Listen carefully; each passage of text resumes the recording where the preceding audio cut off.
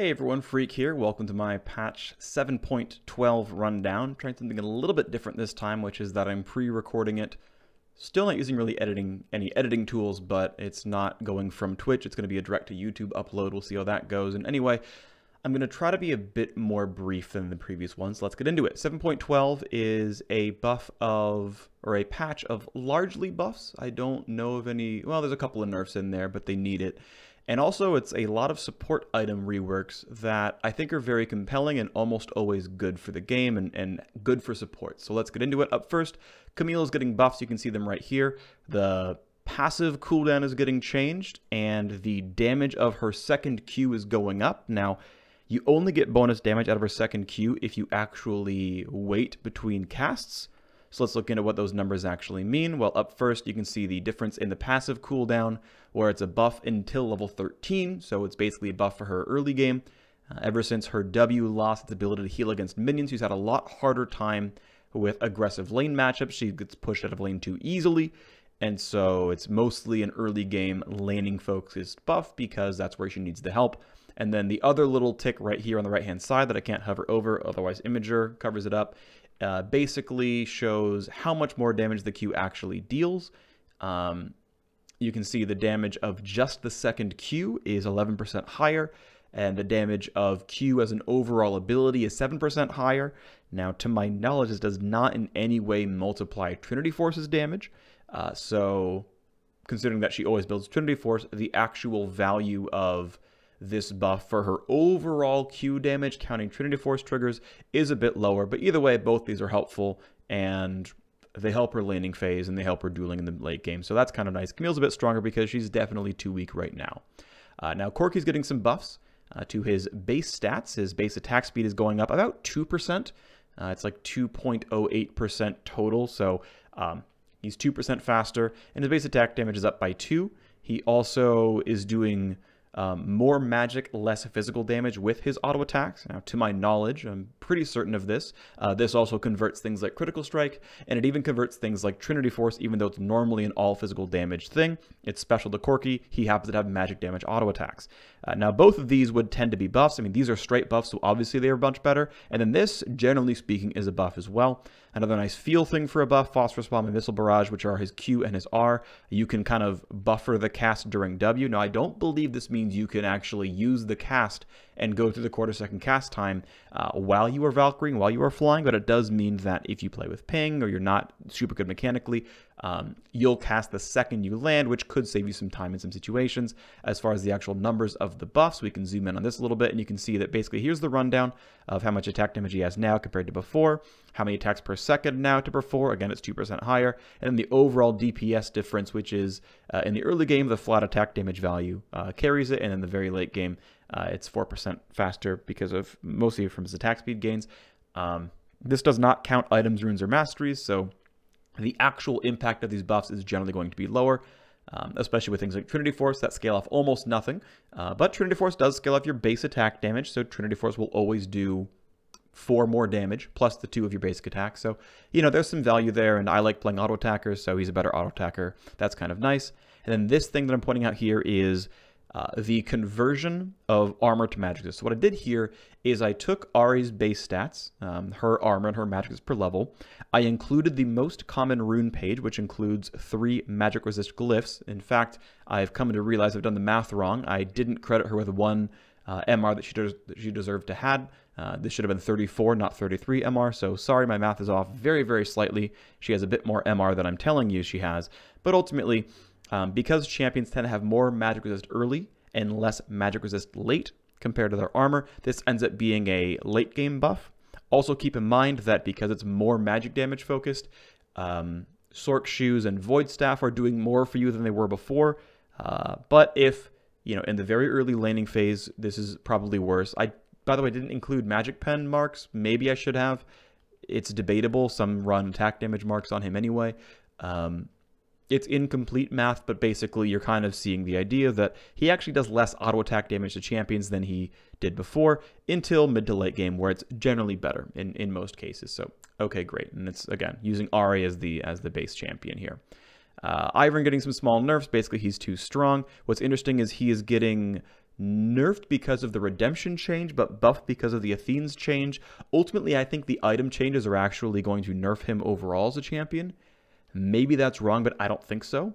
I think the new item landscape is going to nerf Ivern, and so these are very small nerfs, and I think rightly so. Worth pointing out, by the way, that Trigger Seed's shield value is unchanged by these changes. It's purely the damage out of Trigger Seed blowing up, which, I mean, is there. It's kind of ancillary power anyway, but as far as seeing the actual numbers of how much this nerf means, it's right here. Sorry, there's Trigger Seed right in the middle. It does about 3/4 as much damage. Okay, great. And because he's not building a lot of AP, this is going to be the same. Until you get to these sort of Athenes and Holy Grail situations in the mid to late game where maybe it comes back. But either way, it's kind of whatever. That's the Ivern nerf. All right.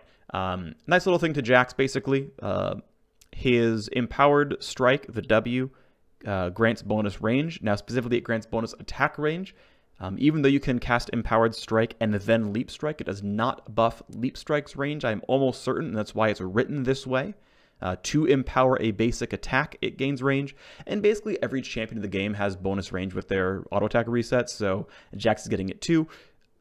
He might need nerfs afterwards as a result. Honestly, you don't need a lot with this. Whatever.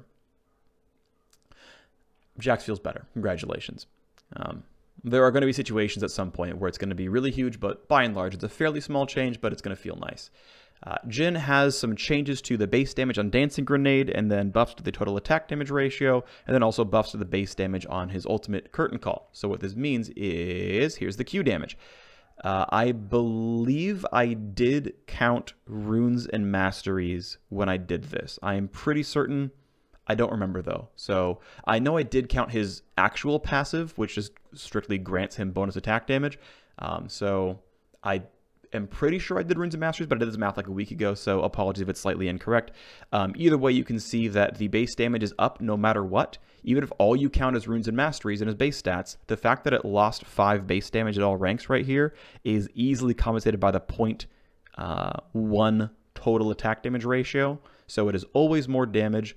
And then this is if you have basically no items at all, it does 1 to 5% more damage.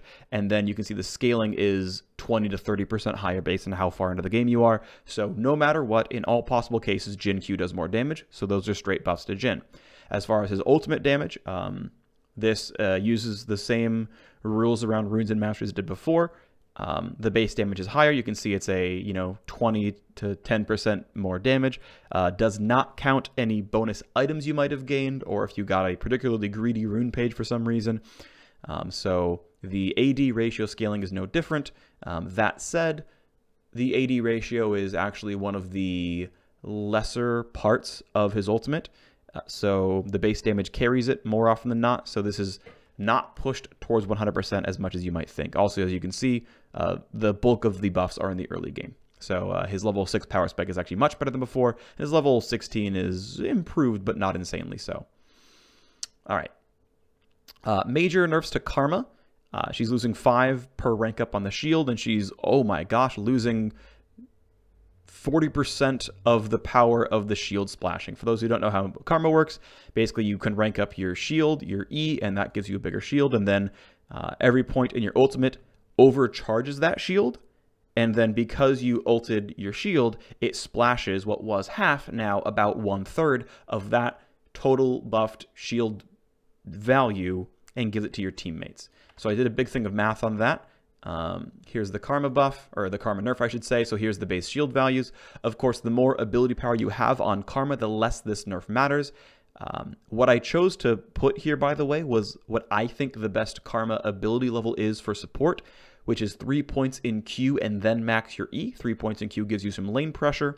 And then once you hit level 7, 8, 9, and 10, you put points into your shield. So that's the level incentive that I put here in the numbers. Again, I think that's optimal. I think it's what you should be doing when you're playing Karma. Those are the numbers that I chose, which means that the shield is unchanged pre-6. And then 7, 8, 9, 10, you start putting the points in, and you can see the shield is about 90% as good as a result. If you were to mantra the shield, again, you can see the numbers here.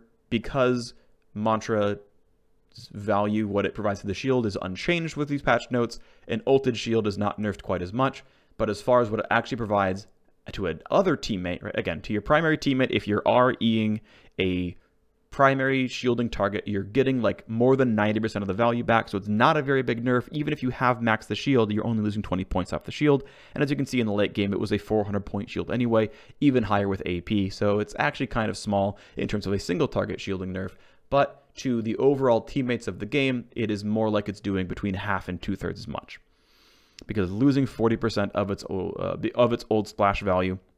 So instead of being a 400 point to your target, and now it's 380, it was 200 points to your allies, and now it's more like 115 to your allies. So the AoE blocking is much down, which is kind of too bad, because that was sort of the cool thing about Karma, is she shielded everyone, still hastes them for full speed, still buffs the primary target for almost the full amount, but okay, much less at ancillarily blocking damage to the rest of the team. You're probably still going to Mantra E in every team fight ever, but maybe you have a few more choices around this. That's what it comes down to with Karma. All right, next up is changes to Kindred. They are getting not quite 3 bonus base attack damage, because this is actually 54 point something. As far as the Wolf itself in W, it moves a bit faster. That's kind of nice. Oh, right, sorry. Wolf has to dash to the circle, and then now it won't lose duration until W actually gets there.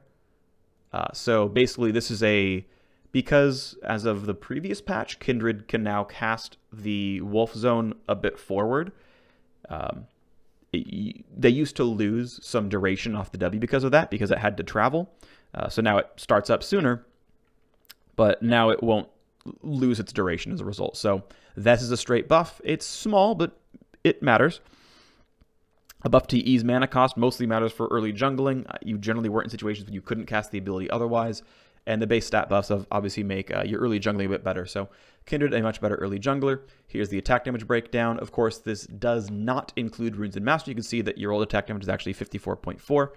Now it's 57. And I just looked at 710, 711, and 712. But as far as the green percentage column over here, this is counting 711 and 712 together. Or comparing 711 to 712, and you can see how much the buffs actually matter. 95 attack damage at level 18 starts to be into real champion territory, so that makes me kind of happy. And ultimately, Kindred is now a better jungler, so that's nice. And little small feel buffs here that do matter, of course. Nice. And Kindred was definitely too weak, so deserving of the buffs. Malzahar landed too strong. Now the primary changes were upping his ability power ratios, and so to continue to make sure that Malzahar continues to be a good mid laner and not a good support, the compensatory nerfs are in base damages, because Malzahar support is lame. All it does is press R, and that's kind of a stupid champion.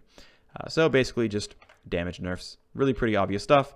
Here's the 1, 2, 3, 4, 5 of the Q and the R. This is not counting ability power ratios in any way, although they are quite high and quite generous. Ultimately, people tended to max Q second, so you're seeing this really kick in around level 9, well, around level 10, 12, 13 is where this really starts kicking in. But the damage is certainly down a fair bit. The ult damage actually down quite a bit as well in the late game. So his early laning pre-8 is actually entirely unchanged. At level 8, you lose 5 damage off your Q. And at level 11, you finally lose 25 damage off your ultimate. These don't change much about the champion. But because you're typically max... Well, some could max Q first, to be fair. This is actually a possibility for him. But I haven't been checking up that closely on how Malzahar is skilling. But either way, if you do max Q first, it's much weaker. If you max it second, it's weaker in team fights. Next up, Rakan. These are very small buffs. It seems to be that Rakan is playable in pro play and reasonable in solo queue, a bit on the weak side, so they're very minor buffs. Basically, his passive didn't count shielding and healing power. This is a champion who could consider buying things like... Actually, in pro play, he did buy things like Redemption, but could consider Redemption, could consider an Ardent Sensor. Probably not going to buy an Athene's Unholy Grail, but that's actually a possibility as well. I didn't do all that much damage, but it was a possibility, I suppose. Either way, basically, he never actually got shield power onto his old passive, including things like Wind Speakers, I'm pretty certain. So that's kind of nice. Also, there's just a mastery that gives you 8% healing and shielding power on yourself, which would have been nice for this, though. Minor buffs here, that's kind of nice. And then a bug fix on his ultimate. Okay, great. Ultimately, it meant almost nothing. So Rakan's basically the same champion. This changes almost nothing about him at all. In fact, several players didn't even use any of this stuff. All right, so Rek'Sai definitely came out too weak. I think there's still a bit of learning curve to go with this champion, but otherwise Rek'Sai definitely came out weak, so is deserving of buffs. Base attack damage buffs, armor growth buffs, attack damage ratio, bonus attack damage ratio to the W buff, and R is much, much, much harder to dodge. I actually wrote down the numbers, then didn't transcribe them here, so unfortunately I don't have them for you, but basically, to memory, it's like almost like a 30% radius increase to all of the can you run out. What it comes down to is it'll be almost impossible for someone to simply walk, even at fairly high move speeds like Boots of Swiftness, Boots of Mobility. It'll be almost impossible for someone to just walk to get out of the ultimate. It will almost definitely require Flash or Arcane Shift, what it comes down to. So again, it's like in the 300 to 400 range now. You have to go pretty far. You have to take like a lantern, things like that. As far as what the actual value of the buffs are, here's her attack damage in 711 to 712. Of course, we have the base attack damage gain. It's, you know, bigger in the early game, but hey, quicker, safer jungle clear feels good for Rek'Sai, obviously. And as far as the armor growth, it provides you up to 3% more physical durability. It doesn't really make up for the loss of the 5 health per level. I think Rek'Sai is still a little bit squishy as a champion. But that said, Rek'Sai tends to buy HP items. Like the build tends to be like Cinder Hulk into Titanic Hydra.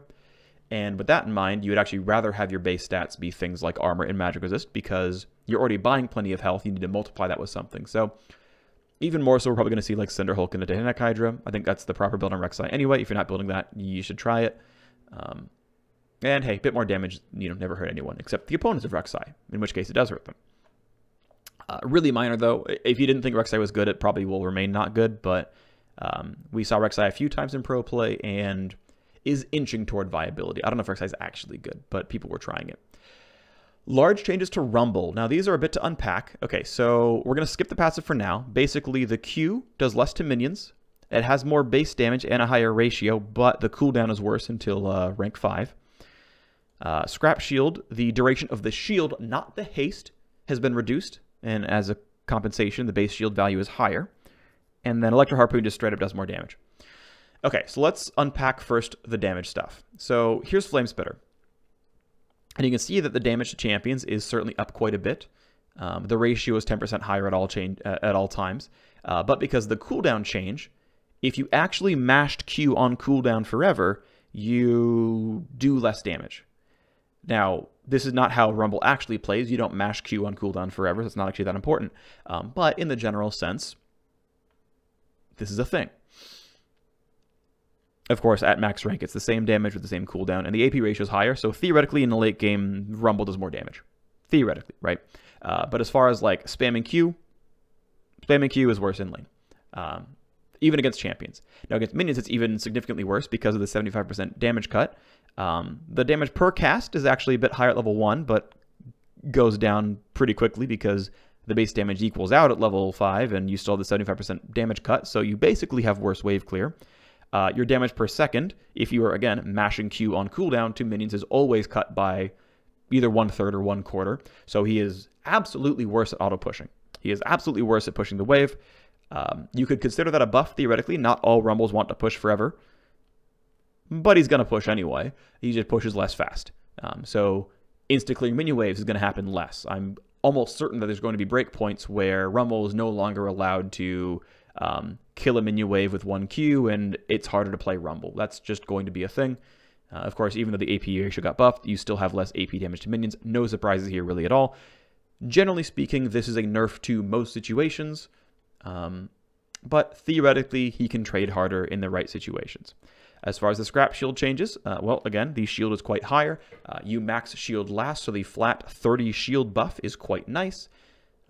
Again, the fact that the duration has been cut by 1/4 means that your opponents are going to try to play around the fact that the shield doesn't last very long, wait a second and a half, then trade on you. They'll try. If you're bad and they're bad, I don't know, maybe you block more damage overall. And again, you max it last, so the flat 30 is actually pretty valuable. And then as far as the E-buffs, again, does more damage as well. That's quite nice. 15 more damage. You max it second typically, but it's always 15 more damage, so pretty decent percentage gain in damage output. Now, here's the thing that gets really weird, because even though W is changed to maybe buffed and E is directly buffed, this little bit of extra slow at the max rank means almost nothing. And Q is worse against minions, equal to roughly equal against champions. This is a major change. So the way that heat decays is now made much more consistent. If you are a hardcore Rumble main, to be fair, you probably knew some of this already.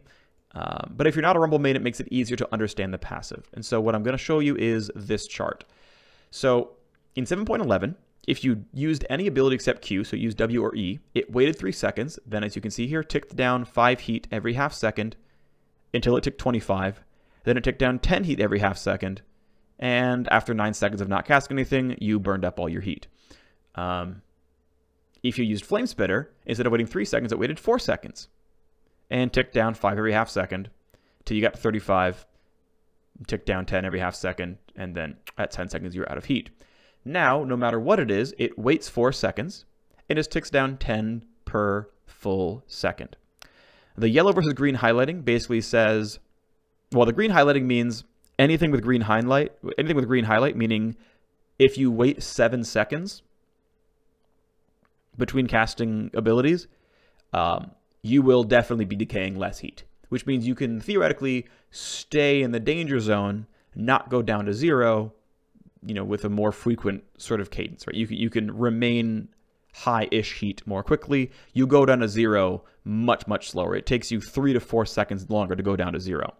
If you're in this middle zone, though, this is basically 7.12 versus old 7.11 with Flame Spitter on. This is basically identical, right? After every 1 second, you have lost 10, 20, 30 heat. It's almost the same, right? That's what that comes down to. So he cools down heat arguably a bit faster, and then definitely way slower is what it comes down to, right? You don't jettison heat at the end. It still ticks down slowly, which I like for a consistency perspective.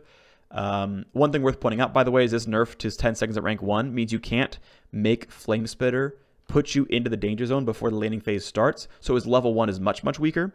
And that's pretty relevant as well. Of course, again, as we pointed out before, the base damage is higher from here. And so even though you can't be in danger zone, it still does more damage to champions when you cast it. And it does more damage to minions when you cast it. But you're not in danger zone for the bonus damage. So it's the same to worse. All right.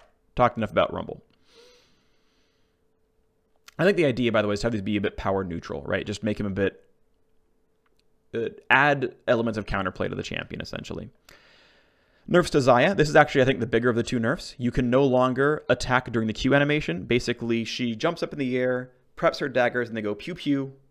And normally, you would Q auto, and she'd prep to go pew-pew. You'd throw an auto attack, the pew-pew would come out, and then you would just hit E to get an instant root. If you were level 2, it was very, very easy to Q auto E as Xayah. In the span of about 0.3 seconds, you'd have a root and 300 damage on your opponent. It was real powerful.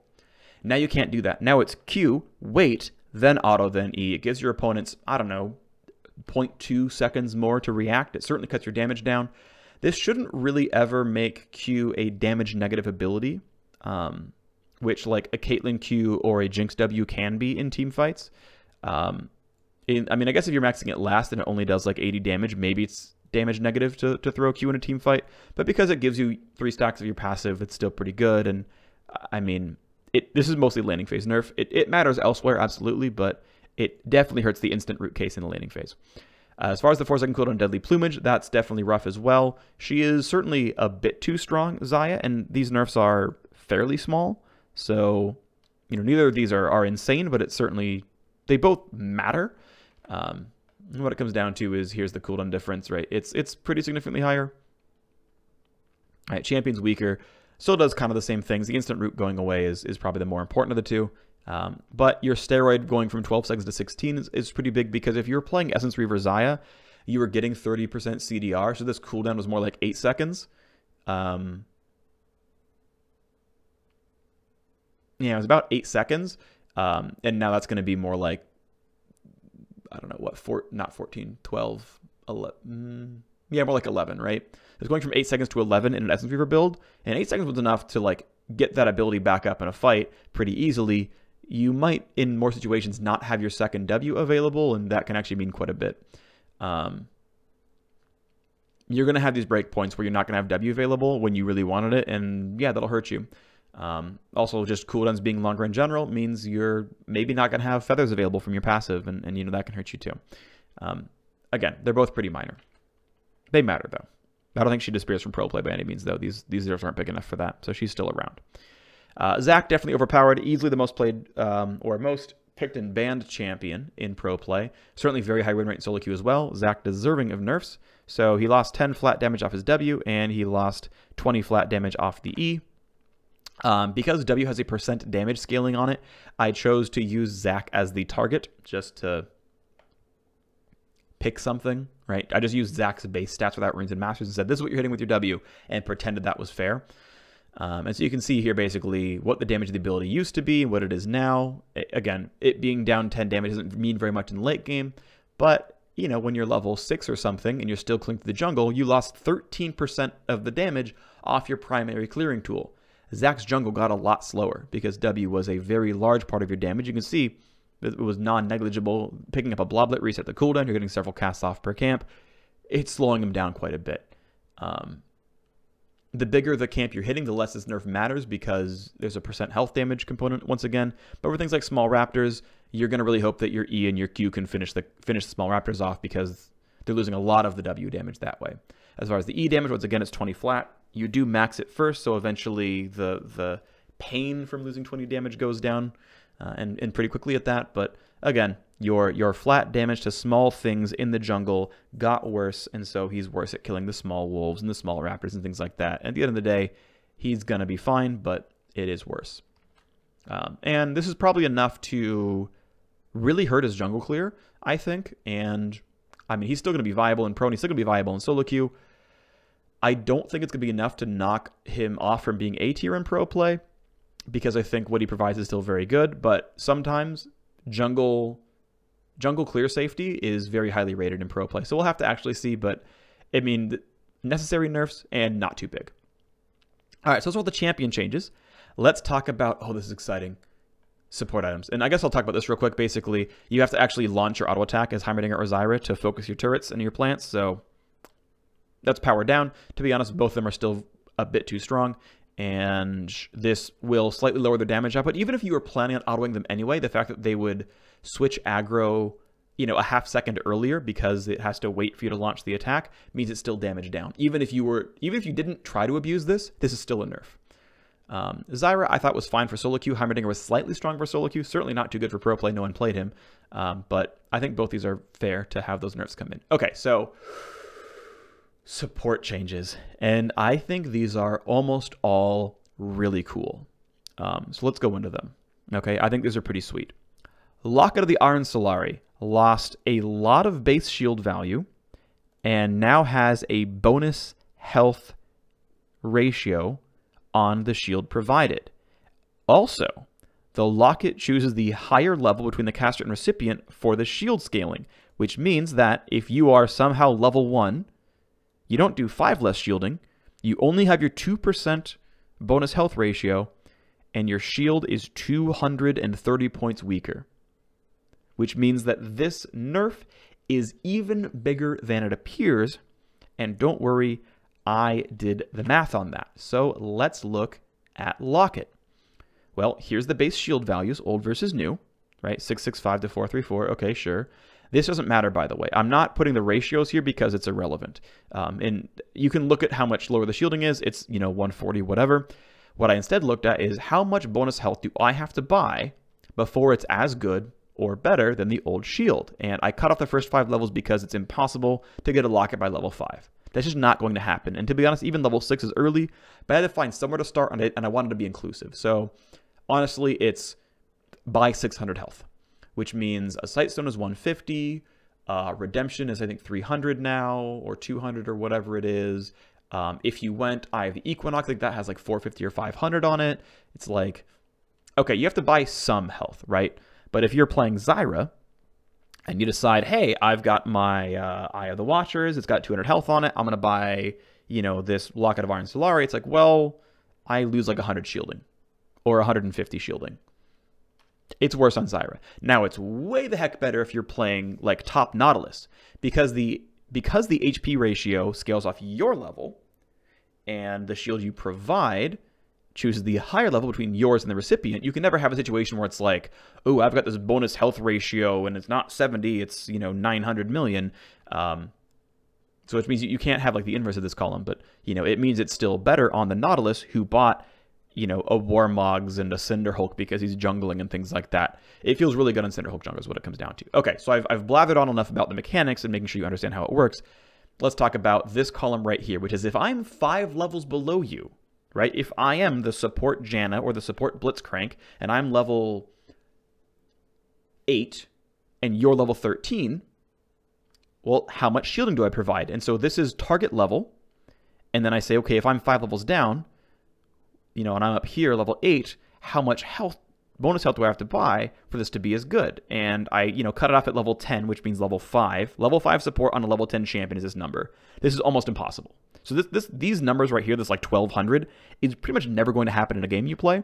But you have to get, if you're 5 levels down, you still have to buy like 900 health for this to be good, which means it really nerfs support tanks buying this early, right? Now you might just say the Locket is so good, I don't need this much bonus health to be good. Like if we just nerfed Locket's numbers by 10%, people would still buy the item, right? So you don't need 1,000 health to make this item good at all. It just means it's going to be worse until you have 1,000 bonus health.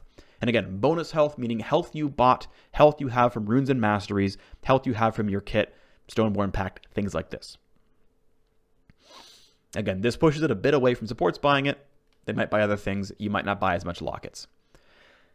Okay, we understood that one. Next up, redemption. Ooh, redemption changes. Okay, health down, health regen down, mana regen up, yeah, whatever. Heal down, but the heal is affected triple by healing and shielding multipliers. Okay, so the item is probably less efficient. It is. And I have to have more healing modifiers for this item to be good. Okay, well, here you go. Here's the update to redemption. As you can see, the old efficiency, it was actually gold efficient on its own, because you got so much out of the health and the regen stats. Now, you might have not really wanted 600 gold worth of mana regen, but to be fair, if you're playing Nami, Janna, Soraka, Lulu, things like this, you use mana regen a fair bit, let's be fair. Even though it's getting more gold value mana regen, the health is going down. Basically, the fact that it lost 100 health and 25 health regen means it is even worse on tanks. And so you're even less likely to buy this on Thresh, on Leona, on Braum, which feels weird because now if I'm playing Thresh or Braum or Blitzcrank, well, Locket's worse, Redemption's worse. What the heck, guys? What do you want me to buy? Well, again, we'll look into more item stats real quick. We'll continue talking about Redemption first. And I said, okay, now I don't know for certain, but I'm pretty sure that this health value right now does not count the 10% heal and shield power that the item itself already has. If I'm wrong, then shift my columns over by 1. So the base difference on the item, right, again, this is multiplying in the old healing and shielding power and the new healing and shielding power. Again, I'm saying you have to be at least level 6 to buy the item because that's practically impossible. Otherwise, it is 80 to 90% as good as a standalone, which again, we talked about Locket a little while ago. If Locket's active, we're 90% as good. Excuse me. You probably still buy the item and not care about that. And this is still probably pretty true. As far as Redemption as a standalone item, it is 80 to 90% as good. It's probably fine. But if you buy a Forbidden Idol or an Ardent Censer or, one of these other shielding and healing power items, if you add 10% power, now it's about as good, and then in the very, very late game, actually better. And again, Redemption uses the target's level. So again, you'd have to be healing a level whatever target. And again, you're at like 98% efficiency when your target's level 13, which feels like a pretty decent level to have an Ardent Censer and a Redemption at. And then if you have another item, like you have Athene's and Ardent Censer and this item, I mean, it's impossible to have Athene's Ardent Censer and Redemption at level 6. So like these numbers are really going to be more down here. But again, you're getting, 5 to 10% more value out of this item when you've got 2 other items added in. And I forget exactly how many pieces there are. I think there's 4 healing and shielding power items out there. I don't think Wind Speakers technically gives healing and shielding power as a stat. It's like it gives a slightly different stat. Maybe that's wrong and that changed at some point, but I don't think that's the case. Either way, it's a very minor change regardless. It would be nice if Wind Speakers did count for this triple value, because then you'd feel really good by just like being a Nami with Wind Speakers and Redemption and you're at these numbers already. I don't think that's true, but I wish it were. If I'm wrong, I'm wrong. Anyway, this is where the item break even is, basically, is you want to buy something else unless you're comfortable with 90% efficiency, which again, you might be. Up to you. Or 80% efficiency. Up to you. All right, remake on Zeke's Harbinger to become Zeke's Convergence. All right, so there's major base stat changes. Basically, it loses AP and it gains armor and MR. Mana's unchanged, cooldown's unchanged, so it lost out on its need to be a Nami item, and it became a Braum item, right? Nami doesn't want to spend on 90 combined armor MR. That's a lot of gold to spend to not get any AP or anything else. To get 10 CDR and an active feels pretty bad. To spend 2,400 gold. So Zeke's is a tank item now. I mean, no one was buying it as a support anyway, just period. Pretty much no one bought the item regardless. So it's just a tank item now, and it builds from, you know, defensive stats. It builds from Aegis Glacial Shroud. That feels pretty good. So let's see what happened. Okay, well, let's just look at the item efficiency of its stats. It went from 100% efficient to 97% efficient, but that said, it doesn't give AP and it gives resists now. So if you were a tank, buying the item is more efficient for you because you didn't really care about 50 AP on Braum or Thresh. You care about 30 armor MR on Braum or Thresh, so that's cool. Twice the armor, more magic resist feels good, man. And honestly, it's efficient enough that, like, it's just good as a tank stat. Like, okay, the mana is not the sickest as a tank, but, like, you can pretty fast as Braum. It's not bad to have mana on your tank items when you're playing a tank support. Okay, so it's better for tank stat-wise, a bit less efficient totally, but, you know, probably fine. Let's talk about the active. Okay, so it used to, as it charged up over time, gave your teammate bonus crit, gave them bonus AP, you gained some bonus AP, I'm pretty sure, I don't remember, and you had fun. Now the way it works is, as long as you cast your ultimate near your ally, it turns on, right? So unless you're literally playing Udyr support with this item, sorry Udyr, I guess you don't get to use the item, unlucky, it's only gone from shapeshifters. Basically with a 45-second cooldown, casting your ultimate makes a thing happen. So cast Tidal Wave, cast the box, cast whatever. And when you do that, you have a 10-second long 20% slow. Just PB AoE, things around you are slowed. Alistar gets this, Thresh gets this, Braum gets this. Feels pretty good. You get to do fun things. Your teammate, now it's no longer mage focus at all. It is entirely about marksman. Their basic attacks do 50% bonus magic damage over 2 seconds. So it doesn't scale off their attack speed, but if they're Jhin with a rapid fire cannon, and, you know, you're Braum and you hit R, and Jhin says, okay, well, I had 800 attack damage, so I shoot you for 800 damage, and now I burn you for 400 more, seems good. And it's 50% bonus magic damage, meaning if it crits for 1,200 damage, it's a 600 damage burn. Oh, wow. Oh, wow. That seems nice. So the ability to chunk someone with a rapid fire cannon. Now, again, you have to ult to make this happen. So, like, Tidal Wave, bang! Not the sickest combo, but at the same time, as soon as a fight starts, you do this, and, okay, now your teammate's doing damage. This feels like a good active, and it's reliably available every team fight as long as you press R. And again, you're probably not buying this on Nami. The buff is good, but you're probably only buying it on Braum, Thresh, Alistar, things like this, which is fine. It's good. And then you get more power. If you attack a burning enemy, your Frost Storm now slows for twice as much.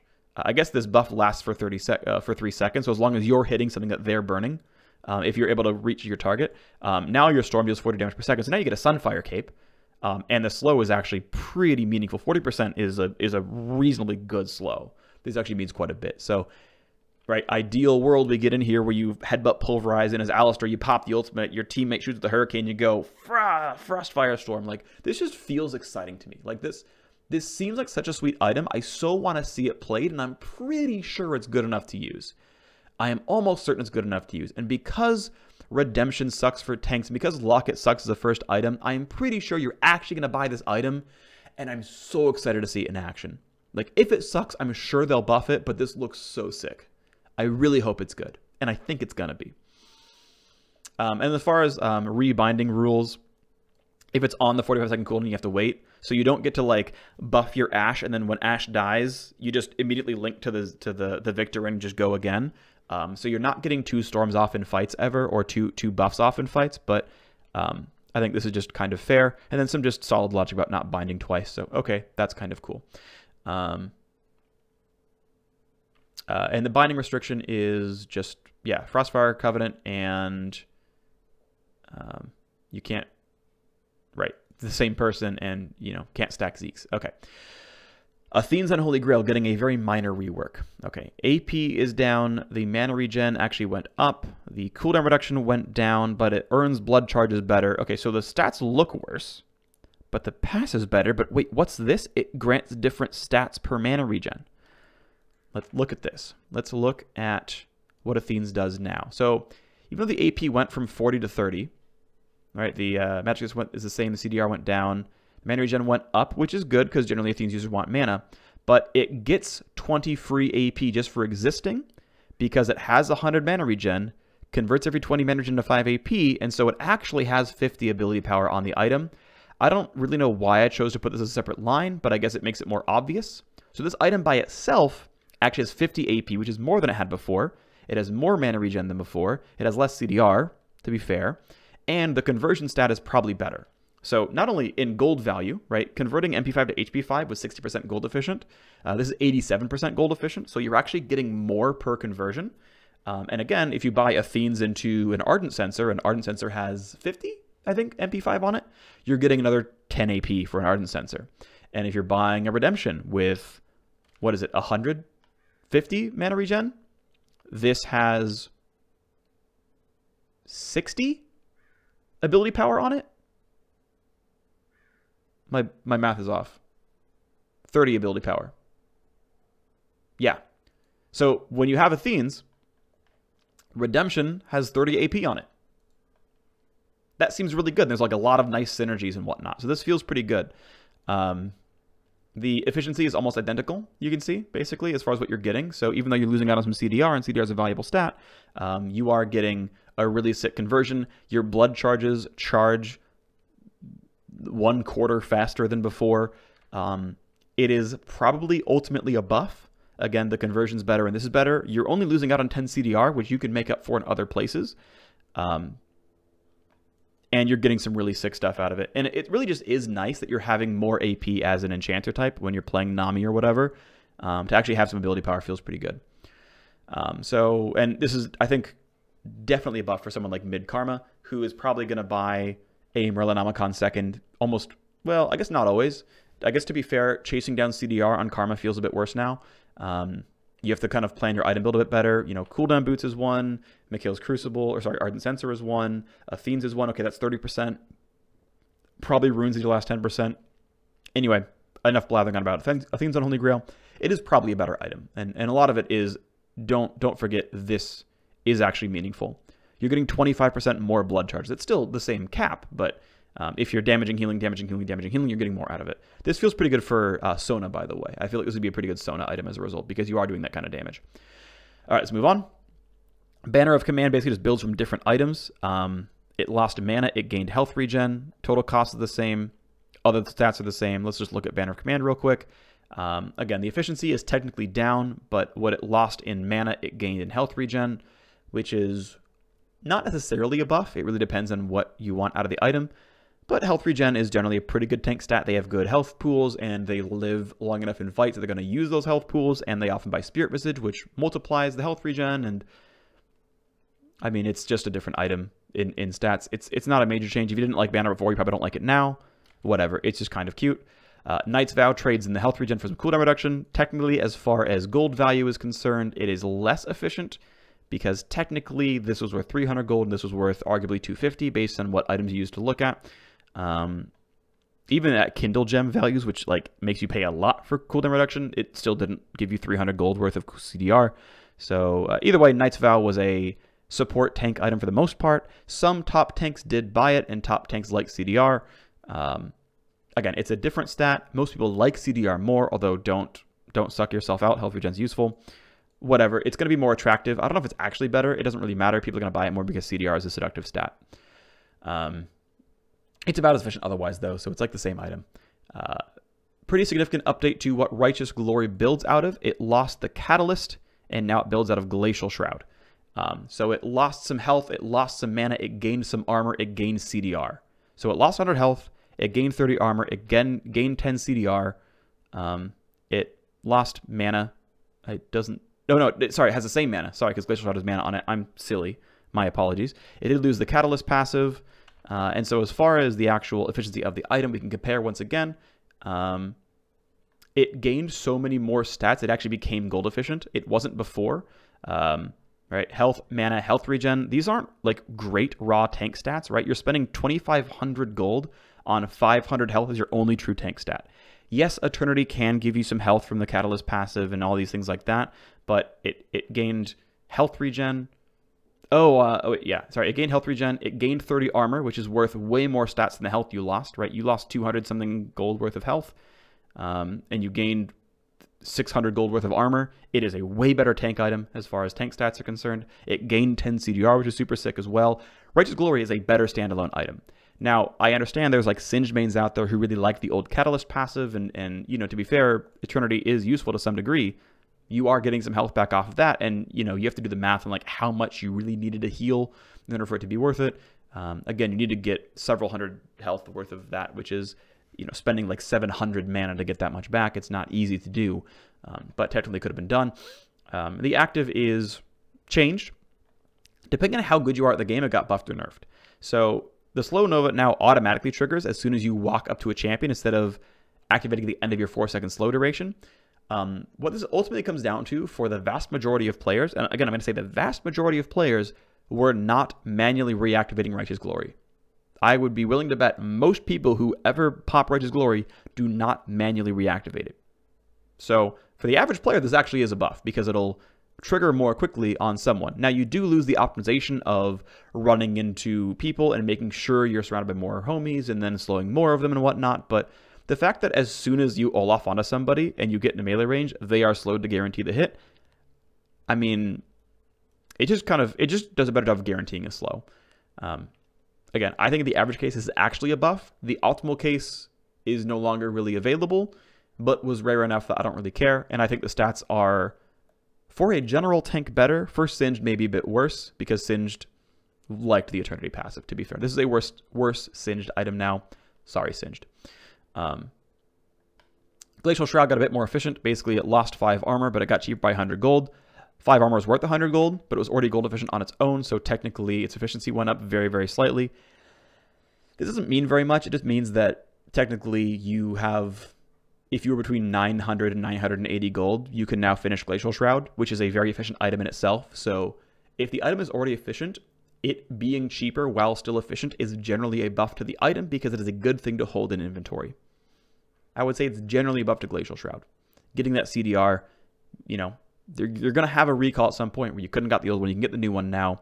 Very, very minor. It means almost nothing, but it's there. Raptor Cloak actually gets a major buff. It loses 10 armor, which again, as we discussed, is only worth 200 gold, and it got 300 gold off the cost. The rest of its stats are unchanged. It builds an Ohm Wrecker and Zerat Portal, and those costs are unchanged, but basically, as far as Raptor Cloak's efficiency, it got a lot better, right? It went from 98% efficient to 108% efficient. I actually know some people who like to rush Raptor's Cloak on champions like Darius because they want the tower dive view, and turns out armor and health regen are good landing stats for a Darius. And you just kind of bought it and said, well, but now I can tower dive you, and I have the move speed to catch up with you and do fun things. And in physical matchups, Raptor Cloak does that. I mean, it still builds into kind of weird items that you don't always want, but technically there's some value here, right? It is more efficient. Again, much like Glacial Shroud, this time to a much larger degree. It is a efficient item you can get pretty easily. And as we just control F for Raptor's Cloak, it now builds into Banner of Command, which, you know, maybe is an item you're going to buy more often. I don't know. Maybe not.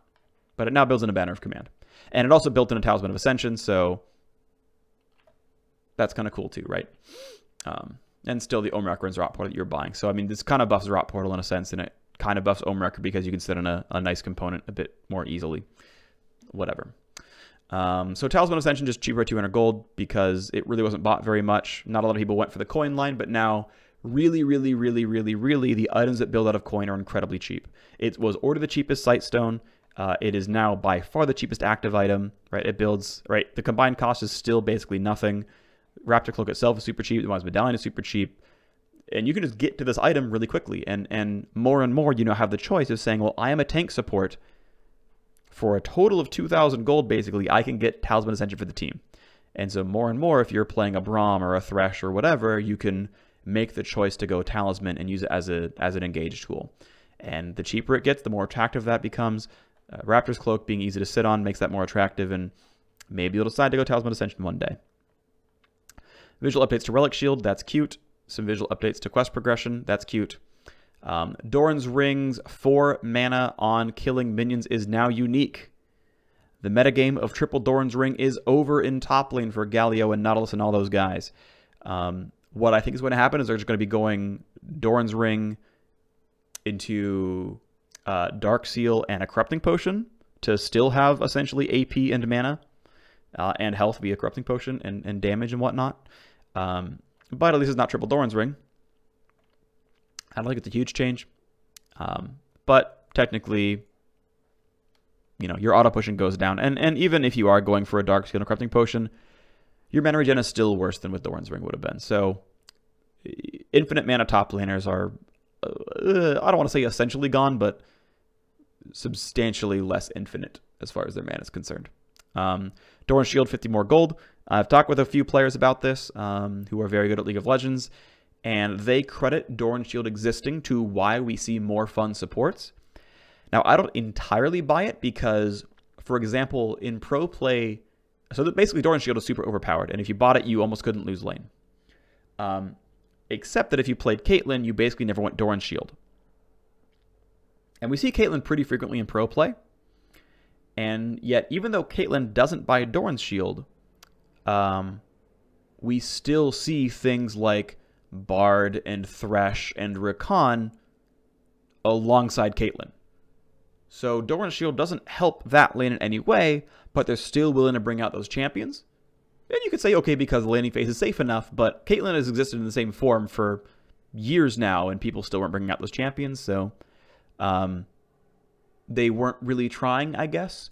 But again, they still credit that in the much more difficult lanes like Kog'Maw and Xayah and whatnot, where you don't have good early laning phase, the Doran's Shield allowed you to get away from not playing Karma. That said, Karma got nerfed. Zyra still exists. Lulu's not that big of a lane bully. Either way, they also said that the 50 gold nerf would not be enough to push Doran's Shield out of viability, and that those fun supports like Bard and Thresh are still going to be playable. So, you know, seems like it's going to be a net win for the game, but, you know, we'll have to see. If the pros come back from Week of Scrims and they decide that actually this is non-viable, Doran's Shield costs too much, I need 2 potions, not only 1 potion, we can no longer play Bard and play League of Legends, I doubt it, but I guess it's a possibility. Item update to refillable potion for the icon, that's cute. Crowd control score is now in the end of game stats. Oh baby, we in there, that's pretty sweet. Blood Moon game mode is in, that's cute. Stuffed in the League client. More XP changes to low-level players. Okay, that's kind of nice. This is out-of-game stuff, obviously. As far as small bug fixes, sometimes you went the wrong way against Charm. Blade of the Rune King applied Black Cleaver twice. That is a Lucian nerf to both mid and bot lane. It's pretty small. Jack in the Box revealed themselves. Sorry, Shaco players, but screw you guys. Electron Grenade from Heimerdinger now charges even if it kills a champion. Small bug fix there. Tooltip bug fix. I guess you can't devour summon Rift Herald. That's an appropriate nerf for Tom Kench. Okay, just a bunch of really minor Rift Herald things. That doesn't really mean too much. Yeah, so basically these basically mean nothing at that point. So great. And then Dawnbringer Riven and Nightbringer Yasuo is going to be a thing at some point. So that's going to do it for the patch rundown. I believe that was all the things. Oh yeah, here's the Talisman gold efficiency. Again, if you have no idea how to value favor and point runner and speed boost and things like that, then, you know, who knows? But obviously the item is more efficient. Great. That's wonderful. Good for the item. Anyway, that's going to be doing it for me. Thank you very much for tuning in to the patch rundown. There will be a link to this image album in the description below. Please leave me comments on how to improve. Hopefully you enjoyed, and I will see you next time.